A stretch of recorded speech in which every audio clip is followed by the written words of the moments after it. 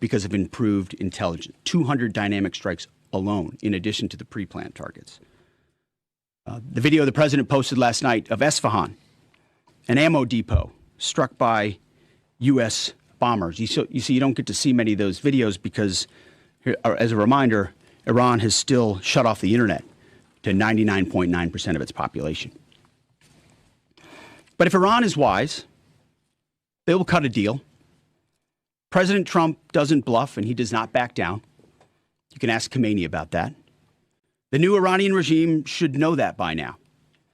This new regime, because regime change has occurred, should be wiser than the last. President Trump will make a deal he is willing, and the terms of the deal are known to them. If Iran is not willing, then the United States War Department will continue with even more intensity. Standing here this morning in this briefing room, in my mind's eye, I'm actually looking out at the groups I met this weekend. The pilots, the logisticians, the intel analysts, the targeters, the sustainers, the flight crews, the air defenders, the base security, those maintainers who we walked up at sunset with the chill in the air on the flight line. May God watch over all of them, each day and each night.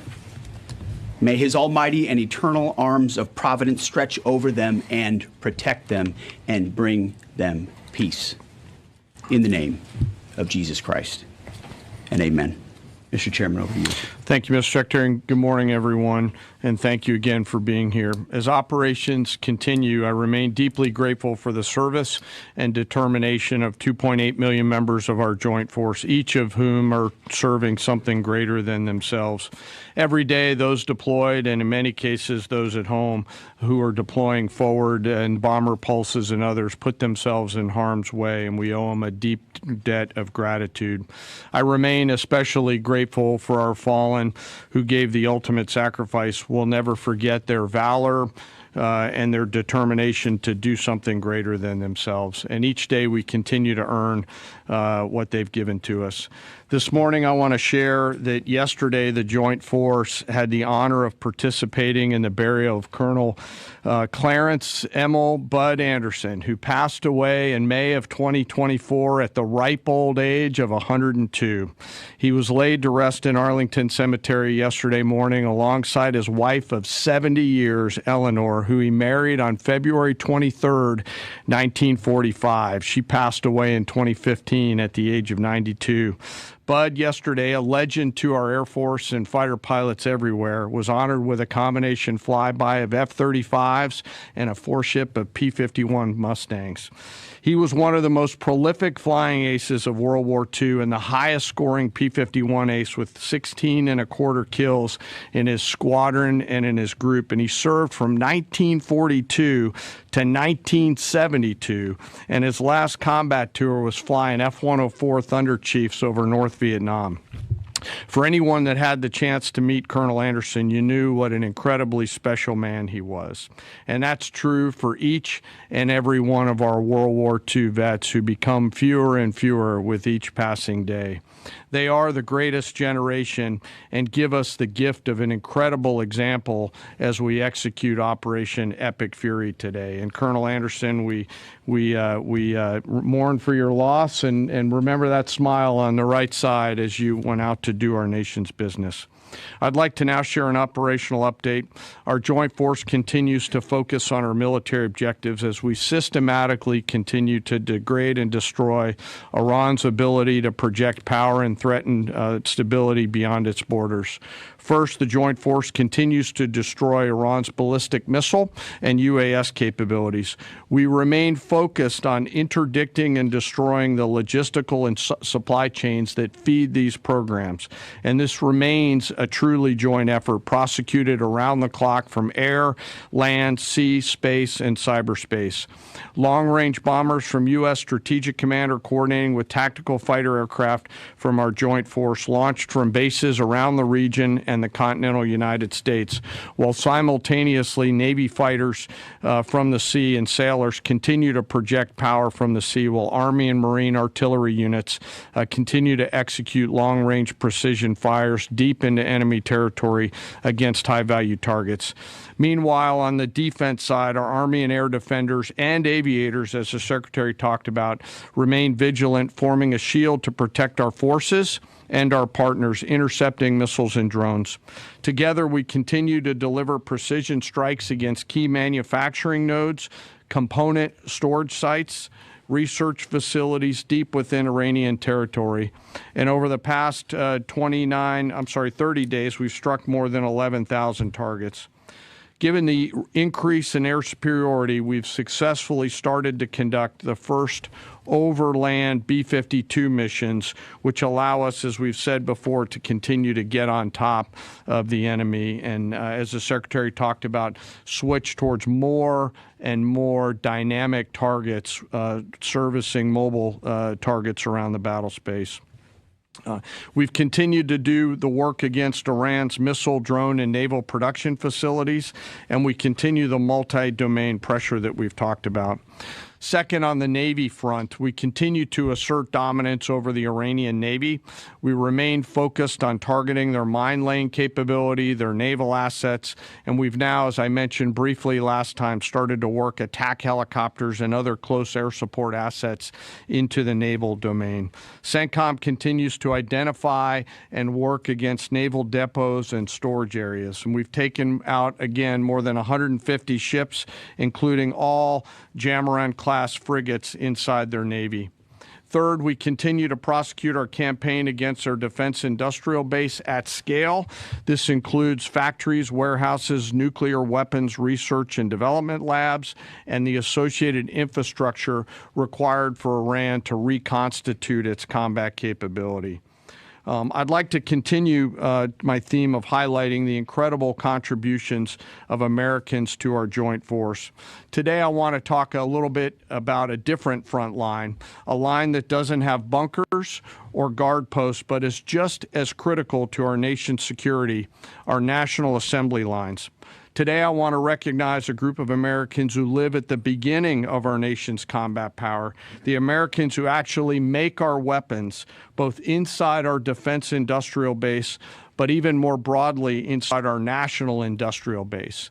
In every military option, we could not and cannot do our jobs without the men and women across our country who show up every day around the clock to a factory floor, a workshop, a laboratory, who build the weapons and capabilities we need to project American combat power at the time and place of our choosing.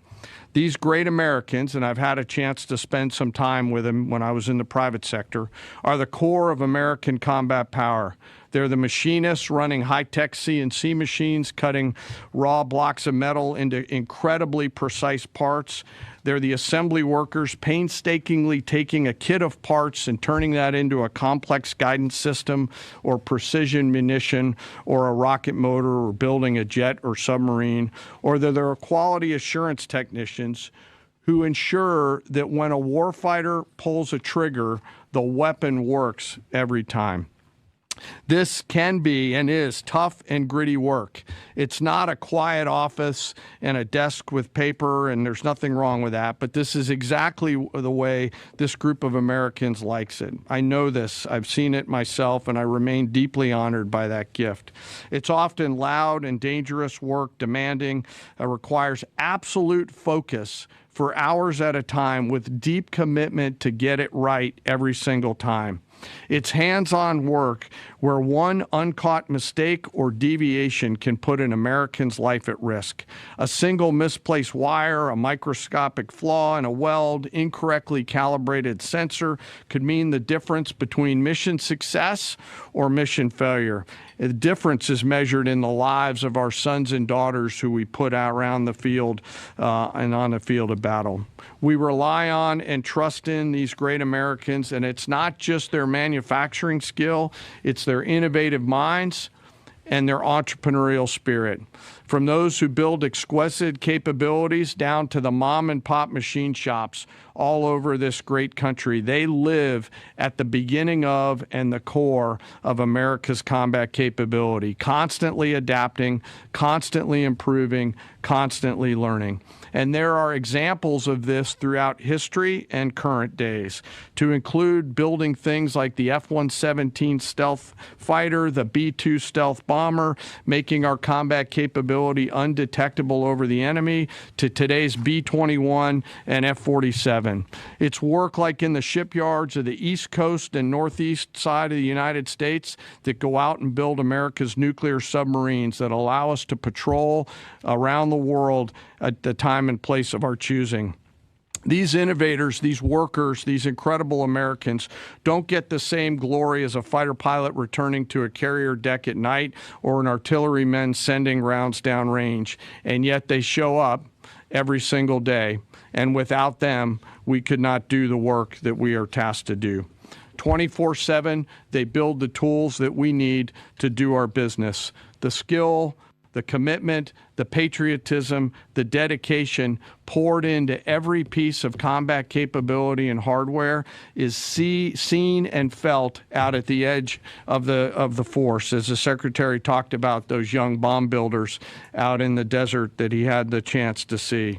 You can see it, you can feel it, and it's real, and we're deeply grateful. So to the American workforce out there, both inside our defense industrial base and in our national industrial base, thank you on behalf of the Joint Force. We carry the weapons that you build. We rely on the systems that you create, and the distance from that factory floor and that assembly line to the front line is incredibly short. Thank you. Keep it up. And to our adversaries out there, I remind you to beware of the American workforce. We continue to press forward in our military objectives. The Secretary and I remain deeply humbled by the spirit, tenacity, commitment, and grit of our 2.8 million member strong joint force. I want to, as always, thank the force and their families, and as always, remember our fallen. We carry with them and their names every day. Sir, I'll turn it back over to you. Well, thank you, Mr. Chairman. Two things. He didn't note it, but in memory of Colonel Bud Anderson, the chairman himself flew his F-16 to honor him recently. And thank you for highlighting the Defense Industrial Base, the Arsenal of Freedom. It's worth noting no one has rebuilt that Defense Industrial Base faster and with more purpose than President Trump in his first term. And now we're rebuilding the Arsenal of Freedom. Our Defense Industrial Base is more vibrant today than it's been since World War II and growing rapidly. Contrast that with Iran, whose Defense Industrial Base is nearly completely destroyed. Their ability to reconstitute the weapons of war they're using now that they're hiding in underground facilities and attriting over time, their ability to rebuild that is negligible. And I think that contrast is an enduring legacy of this as well.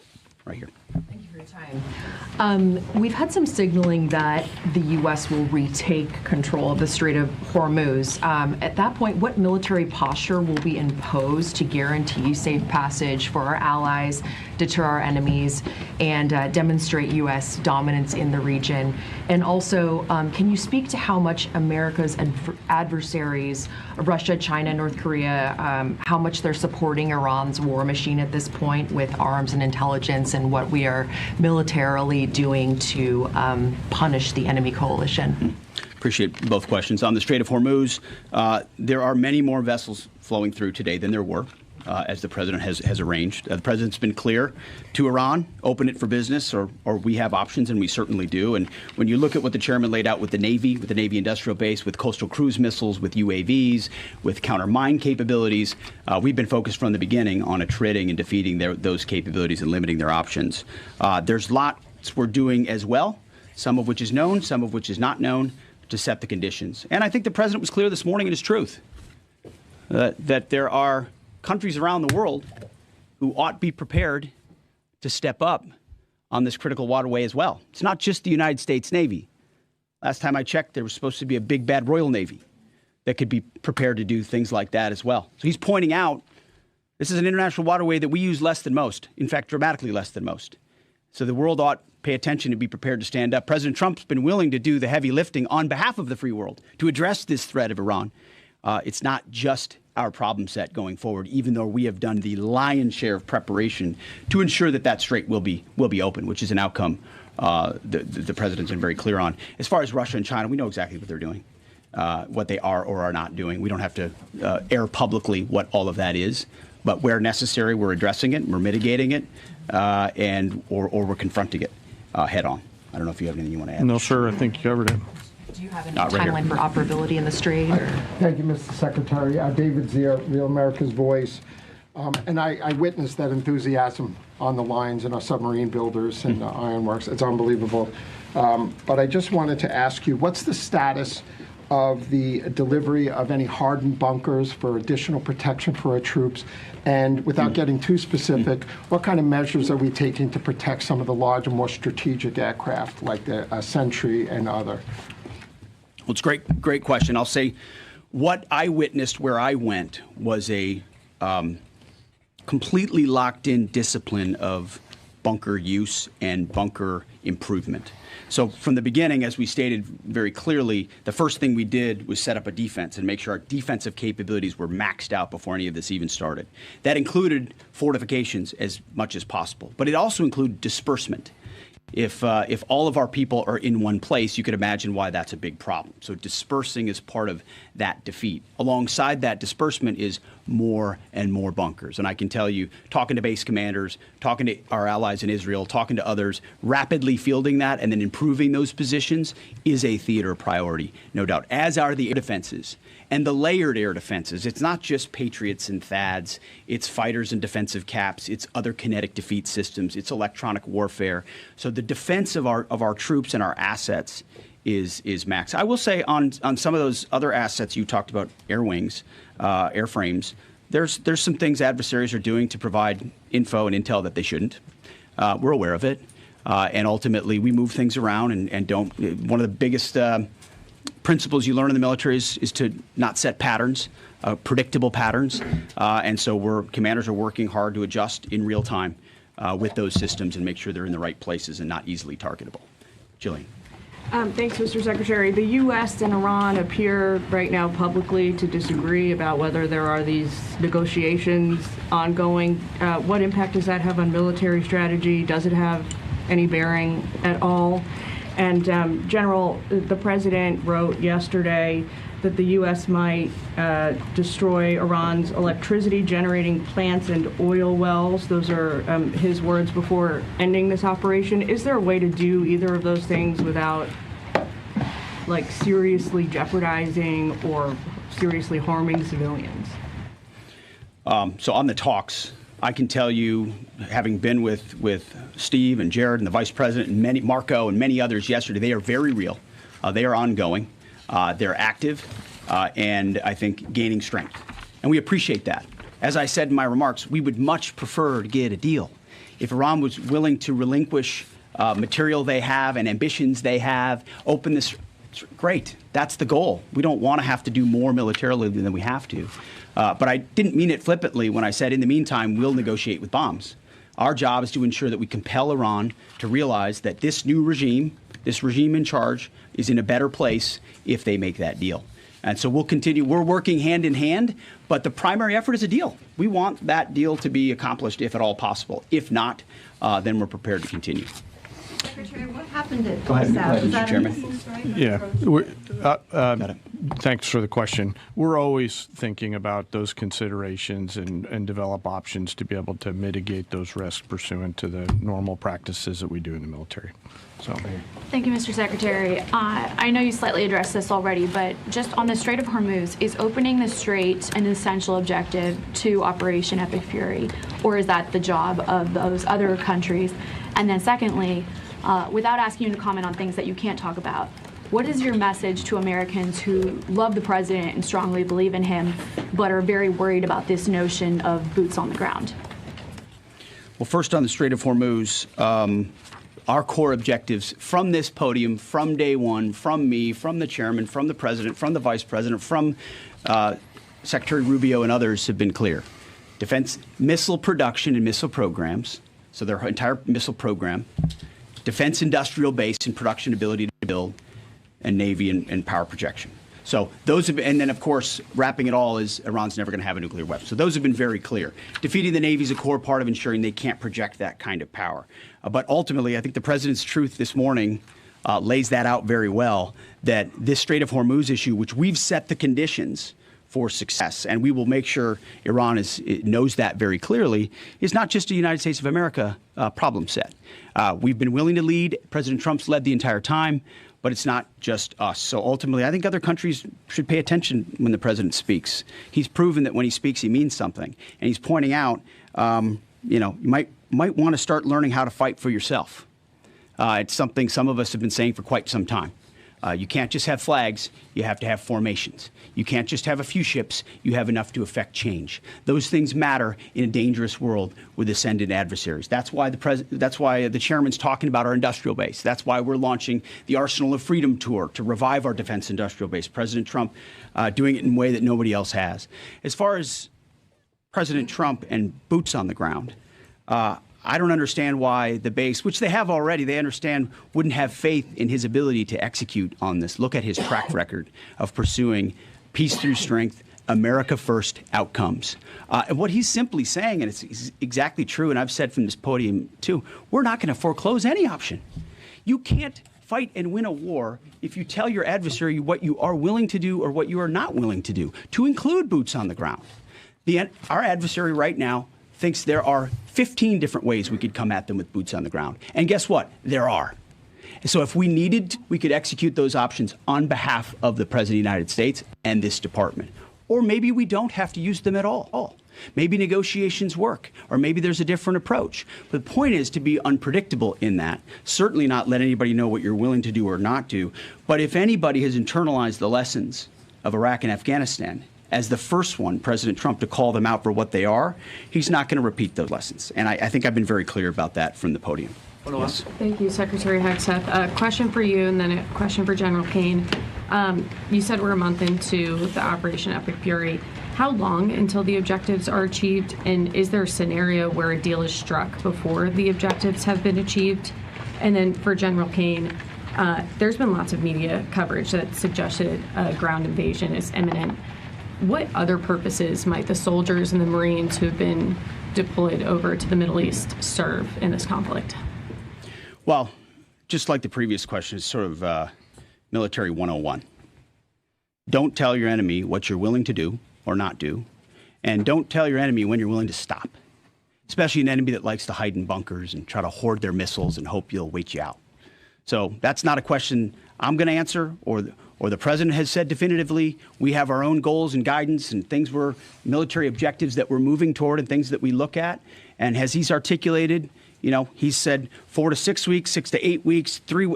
It could be any particular number, but we would never reveal precisely what it is because our goal is to finish those objectives. And we're well on our way, and the chairman and I look at this every single day. It will be the president's determination and the president's determination alone when those objectives are complete and when it serves the interest of the American people to cut that deal, to make sure that Iran doesn't have a nuclear capability and ultimately that our objectives, our interests are advanced. I don't know if you want to add anything. No, just to answer your question, Reagan, the range of military options that those forces can offer are extensive, not just limited to what you mentioned in terms of forces on the ground. And I wouldn't want to take away the president's decision space, but there are a multitude of things, not the least of which is Iran should note that they're out there and that they are a pressure point. And so they should carefully consider, I think, at the diplomatic level, not my job as a chairman, but at the diplomatic level to consider what's in front of them. Jerry. Okay. Mr. Secretary, the U.S. government and IC assessed for many years that Iran is protecting al-Qaeda senior leaders, including the current Emir Saif al-Idil. Does the U.S. assess that he's still in Iran? Has he fled to Afghanistan? Is he on a target list? And Mr. Chairman, based on CENTCOM figures and open source, Iranian daily missile barrages and drone launches have indeed dropped dramatically since the start of the war, but they're not at zero. And they seem to have maintained some level of low but stable numbers. Perhaps they've dropped a little bit more in recent days. How do we get that closer to zero? And what impact is Iran's degraded but still very real capability impacting current and future operations? So I won't speak to a particular target. I'll just say that al-Qaeda remains our enemy, obviously. And there are a lot of people on our target list in Iran. And if they were to be harboring al-Qaeda, they would certainly fit that list. Just quickly, the mobile targets that they have that we continue to service, as the Secretary talked about, the 200 hits that were done last night, that's one component of continuing to lower that. The second and more long-term impact that we're having is the strikes against their defense industrial base at scale, which will not allow them to reload after that. So we do continue to see it trend down. They are still shooting, and we do continue to exert significant pressure against both sides of that system. Mr. Secretary, thank you for the question. Do you still believe, you said previously that the Iranian leadership would surrender. Do you still believe that? And is the United States still committed to NATO's collective defense? And to Chairman Kane, could you give us a sense of your thinking about the legality of striking desalinization plants if the president were to order that? I will just say that any mission that ends on our terms, you want to call it a surrender, call it a defeat, call it what you want, we remain committed to a conflict that ends on our terms and the president's terms. There's no doubt about that. And as far as NATO is concerned, that's a decision that will be left to the president. But I'll just say a lot has been laid bare. A lot has been shown to the world about what our allies would be willing to do for the United States of America when we undertake an effort of this scope on behalf of the free world. These are missiles that don't even range the United States of America. They range allies and others.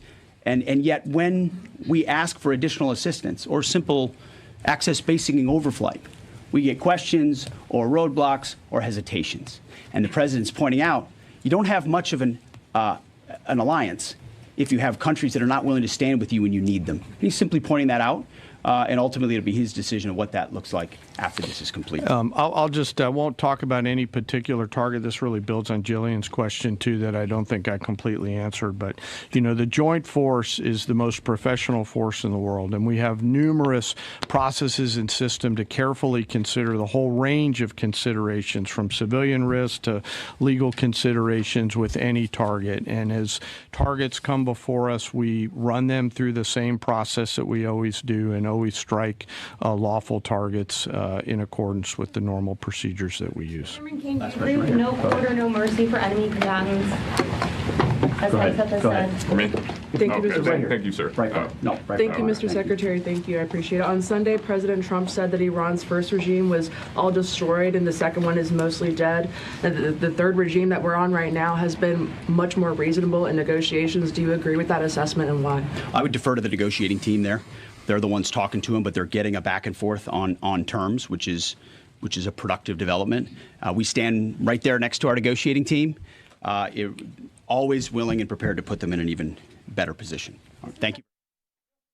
अमरीकी वजीर जंग Pat Hegseth और general Dan Caine news briefing दे रहे थे। PAT का कहना था कि हमारे तैयारे ईरान में कार्रवाइयों में मसरूफ हैं। ऑपरेशन इफ्ती कामयाबी और तेजी से जारी है।